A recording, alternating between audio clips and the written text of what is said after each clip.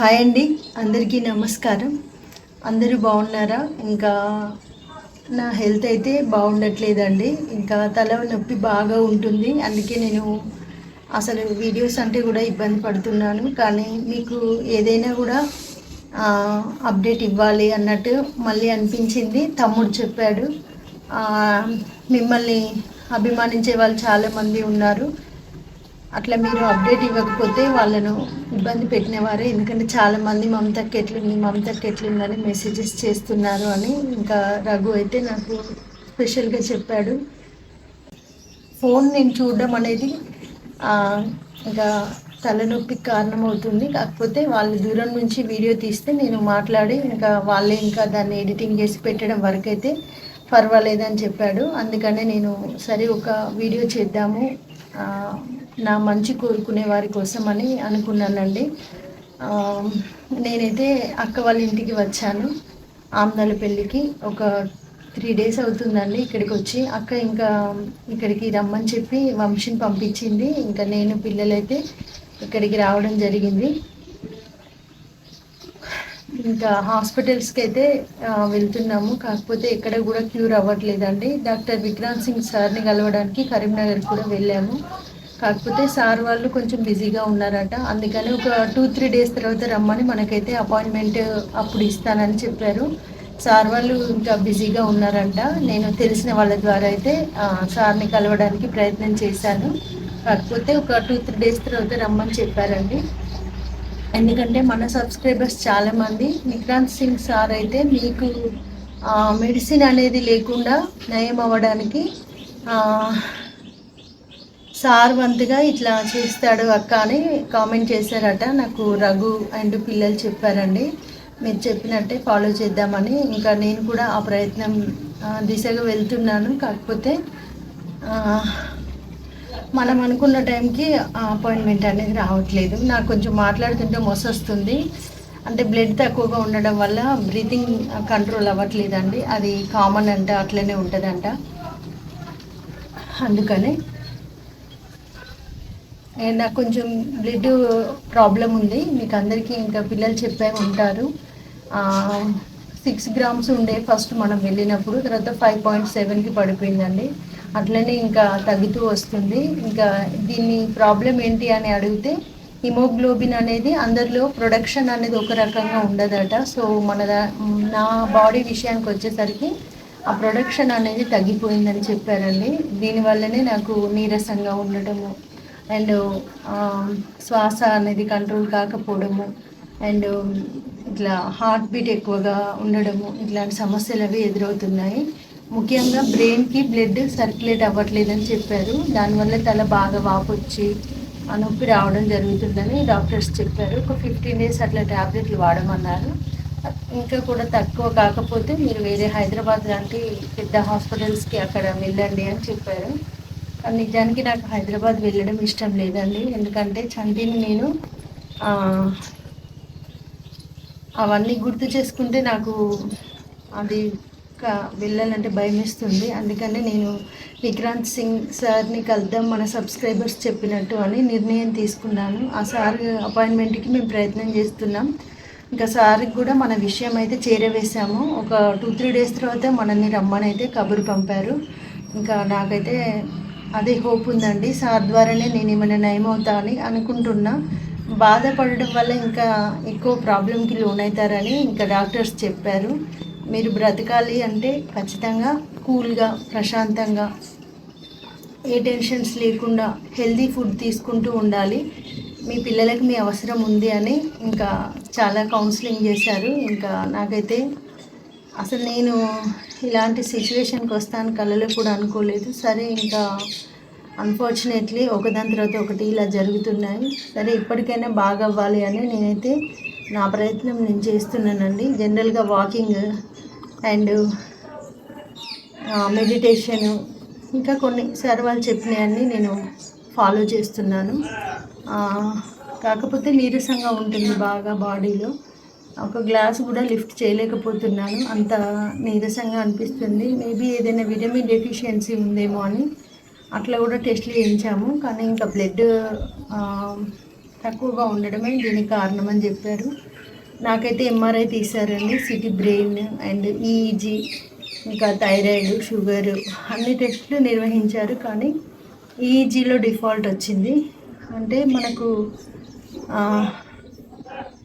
Nerve system అనేది కొంత డిస్టర్బెన్స్గా ఉందని చెప్పారు మెదడుకు సంబంధించి.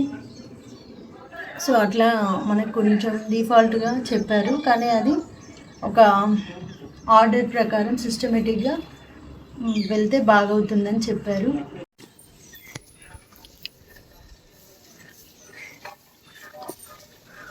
ఇంకా మీ అందరికీ కూడా ఒక విషయం చెప్పాలి. అన్నయ్య వాళ్ళ పాప ఉంది కదా రమ్య, అంతకుముందు మన ఛానల్లో నేను ఇంట్రడ్యూస్ చేశాను, పిల్లలు కూడా ఇంట్రడ్యూస్ చేశారు. మీకు గుర్తే ఉండుంటుంది. రమ్య అన్న వాళ్ళ బిడ్డ, మన రెండో అన్న వాళ్ళ బిడ్డ.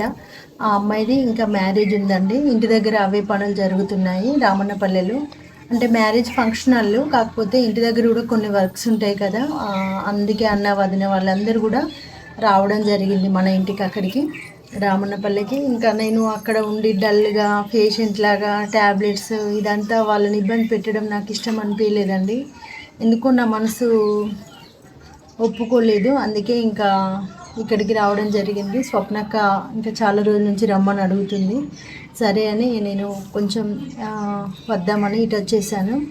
అక్కడ ఇంట్లో ఇంకా పనులు మొదలు పెట్టారు. అందరూ కూడా అక్కడే ఉన్నారు, అన్నలు వదినలు అందరూ అన్ని పనులు, పత్రికలు పంచిపెట్టడము అట్లా అన్ని పనులు చూసుకుంటున్నారు. నేనైతే ఒక మ్యారేజ్ అయినప్పటి నుంచి ఇది మొదటి పెళ్ళి అండి. నేను ఇంతవరకు అయితే ఏ పెళ్ళిళ్ళకి వెళ్ళలేదు.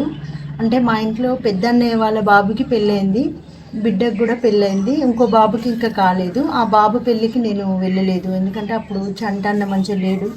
సో అందుకే ఇంట్లో మొదటి పెళ్ళికి నేను అటెండ్ కాలేదు. అందరూ వెళ్ళారు కానీ నేను ఒకదాన్ని మిస్ అయ్యాను. ఇంకా పాప పెళ్ళికి కూడా నేను వెళ్ళలేదండి.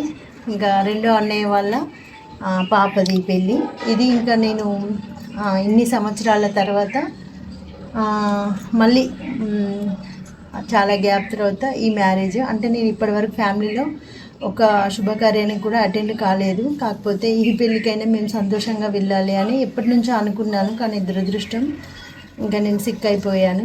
చాలా అంటే చాలా బాధ అనిపిస్తుంది. ఎందుకంటే మా జీవితాలు ఇంతేనా అని ఒక విరక్తిగా కూడా అనిపిస్తుంది. కానీ అలా అని ఇంకా బాధపడితే పిల్లలు ఇబ్బంది పడతారని నన్ను నేను ఇంకా మోటివేషన్ చేసుకుంటున్నాను. చాలా అంటే చాలా కంట్రోల్ చేసుకుంటూ నేను సర్వైవ్ అవుతున్నా. మ్యారేజ్ ఇంకా ఏపాటి రోజు లేదండి, 16th మ్యారేజ్ ఉంది.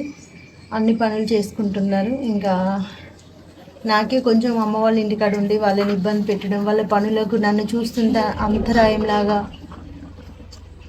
అనిపించింది. అందుకే నేను వాళ్ళని ఇబ్బంది పెట్టడం ఇష్టం లేక ఇక్కడికి వచ్చాను. నిజానికి వాళ్ళు అసలు వద్దన్నారు. నేను ఒకటే రోజులో తిరిగి వస్తానని చెప్పి ఇంకా అబద్ధం చెప్పి నేను రావడం జరిగింది. ఇక్కడికి ఒక 4 days అవుతుంది నేను వచ్చి. ఇక్కడే ఉన్నాం. చిట్టి వాళ్ళు ఇక్కడ నుంచి స్కూల్కి వెళ్తున్నారు. ఎందుకంటే మనకు స్కూల్ వ్యాన్ ఇక్కడ నుంచి కూడా ఫెసిలిటీ ఉందండి. అందుకే ఇంకా అక్క రమ్మని బాగా పదే అంటే అట్లా కూడా రావడం జరిగింది. అందరూ ఇంకా రమ్యని ఆశీర్వదించండి. తన వివాహ జీవితం అనేది ఇంకా బాగుండాలి, పిల్లా పాపలతో ఇంకా వాళ్ళంతా ఆయురారోగ్యాలతో సంతోషంగా ఉండాలని మీ నిండు మనసుతో ఇంకా కోడల్ని ఆశీర్వదించండి. మీ అందరికీ తెలుసు ఆ మధ్య ఇంకా కోడలు సాఫ్ట్వేర్ ఇంజనీర్ అండి, ఆ అబ్బాయి కూడా సాఫ్ట్వేర్ ఇంజనీరే. వాళ్ళిద్దరు కూడా సాఫ్ట్వేర్ ఇంజనీర్సే. హైదరాబాద్లోనే 16th మ్యారేజ్ ఉంది. ఈ కంకల వాళ్ళ ఇంట్లో ఇది చాలా అంటే చాలా ఘనమైన వేడుక. అన్న వాళ్ళ సంబంధించి చాలా మంచిగా ఇంకా అందరూ ఎంతో సంతోషంగా ఈ వేడుకను జరుపుకోవాలన్నట్టుగా ప్రయత్నాల మీద ఉన్నారండి. అన్నీ జరుగుతున్నాయి పెళ్లి పనులు. ఇప్పటికే కార్డ్స్ ఇంకా కొన్ని పనులు అయ్యాయంట. సో అందుకే నేను ఇక్కడికి రావడం జరిగింది. ఇంకా చిట్టి బాగుండాలి అని, మా కోడలు బాగుండాలని మీరంతా కూడా ఆశీర్వదించండి మన కోడల్ని. ఎందుకంటే మీ ఆశీర్వాదం చాలా గొప్పదండి. అందుకనే తన జీవితం బాగుంటుంది. నా ఆరోగ్యం విషయానికి వస్తే మెడిసిన్ అయితే వాడుతున్నాను ప్రజెంట్. కానీ కొంచెం ఇంత తొందరగా నేను కవర్ అవ్వలేను కదా, అందుకనే కొంచెం ఇబ్బందిగా ఉందండి. డాక్టర్ విక్రాంత్ సింగ్ సార్ని కలవడమే నెక్స్ట్ స్టెప్. ఇంకొకసారి సార్ని కలిస్తే నా డౌట్స్ అన్నీ కూడా క్లారిఫై అవుతాయని నేను నమ్ముతున్నాను. కానీ సార్ అపాయింట్మెంట్ నాకు ఒక 2-3 డేస్ తర్వాత ఇస్తానని చెప్పారు. అందుకే వెయిట్ చేస్తున్నాను. ఇక్కడ నుంచి అక్కని తీసుకొని వెళ్దామనే ప్రయత్నం నాది. అన్ని రిపోర్ట్స్, స్కానింగ్స్ అన్నీ తీసుకొని సార్ని కలుద్దాం అన్నట్టు చూస్తున్నానండి. ఇంకా మీరంతా కూడా నా గురించి ఆలోచిస్తారు అని నేను అనుకుంటున్నా. అందుకని ఒక వీడియో చేసి అప్డేట్ ఇద్దామన్నట్టుగా కొంచెం ఓపిక తెచ్చుకొని వీడియోకి నేను మాట్లాడుతున్నాను. మీరంతా కూడా చాలా బాగా కామెంట్స్ చేస్తున్నారట. చిట్టి వాళ్ళు నాకు చెప్తున్నారు, మమ్మీ నీ గురించి చాలామంది బాధపడుతున్నారని. నిజంగా నేనైతే అదృష్టవంతురాలు ఈ విషయంలో. సో మీరంతా కూడా మీ నిండు మనసుతో ఆశీర్వదించండి. అన్ని పనులు సవ్యంగా జరగాలని, పెళ్లి పనులైనా కూడా ఇంకా వాళ్ళకి సంబంధించి అన్నీ కూడా. అండ్ ఎప్పుడు మీ చల్లని దీవెనలు మాపై ఉంటాయని ఆశిస్తున్నానండి. Thank you so much.